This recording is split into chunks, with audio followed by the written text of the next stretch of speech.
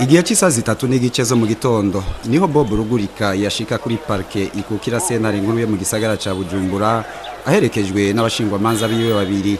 Akaba yari yitavye umutahe wa Emmanuel Nkurikiye icariyo c'umushikizamanza wa Republika mu gisagara ca Bujumbura nyene. Abashingwamanza bashatse kumenya nimba Bob Rugurika arengukishijwe ku gatwe kiwe nka Bob Rugurika canke kabuyobozi bwa radio RPA, ariko Emmanuel Nkurikiye ati nivyomi ico gikorwa kikaba caciye gihagarara mu kiringo c'isaha n'igice. Hanze bagenzi biwe barongoye amaradiyo menyesha makuru, bagenzi biwe abaserukira ibihugu vyabo bamwe bamwe bari mu mashira hamwe adakiranira ivyicaro vya politike n'ayaharanira agateka kazi na muntu, eka n'abandi banyagihugu benshi bavuga ko bababajwe n'igandagurwa ry'ababikira batatu baturuka mu gihugu c'Ubutaliyano bakorera mu paruwasi Guido Maria Comfort, benshi bita kwa Buyengero, aheruka nawe kwitaba Imana ahitanywe n'ugwiwe. Abapolisi nabo nyene bari benshi, bikaba vyaboneka ko hari ico bari biteguriye.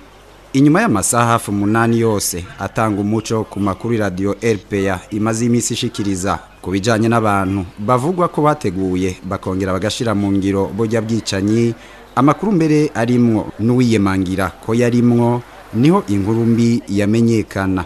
Emmanuel Nkurikiye yigeze no kwimenyereza kuri radio RPA yarahejeje kwagiriza Bob Rugurika ivyaha bitatu.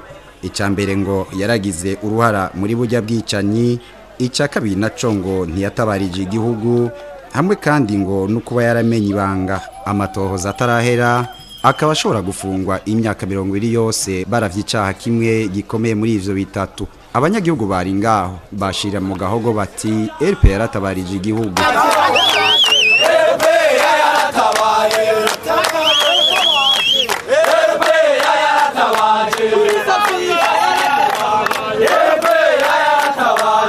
Haciye akanya gato gusa igipolisi caciye cugara ibarabara rici ruhande y'iyo parke.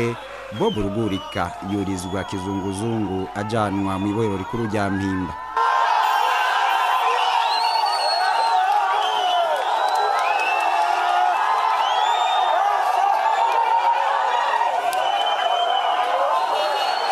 Ekana hariya ku Musaga nyene aho mugenzi wacu Bob Rugurika agiye kurara ubwa mbere, abanyagihugu bari benshi mu babarabara, ikimenyetso c'uko bari inyuma ya Bob Rugurika hamwe ni radio RPA, kandi ko bakeneye kumenya ukuri kose ku vyabaye hariya muri paruwase yo kwa Buyengero.